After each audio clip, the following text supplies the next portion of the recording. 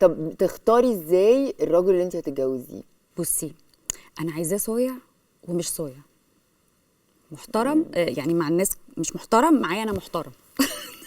عارفه، علاقه كده صعبه. غني زي بس مثلا، فقير. بس لا بس كريم. لا فقير ليه؟ غني بس كريم. ما هو صايع ومش صايع، وقليل صايع ادب بره مع بس معايا انا مش صايع. وقليل ادب بره ومعايا مؤدب. ومعايا انا الناس غني كده، وفقير الناس يعني. الناس كده يعني تعمل له حساب ليه شنه ورنه كده، بس يجي معايا انا يبقى ارنب صغنن كده بريء يتحول. عارفه انت الوحش لما يتحول؟ هو انا عايزاه كده. عايزاه وحش عايزاه وحش. بس معاكي انت ارنب. اه اه انا بحب كده قوي. الله.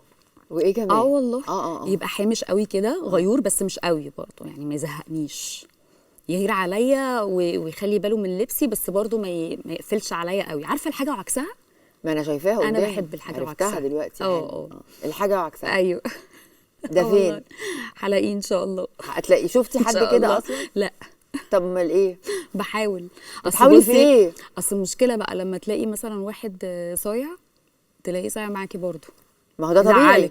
يزعلك. لا تلاقي واحد كويس محترم برضه معايا، فممل.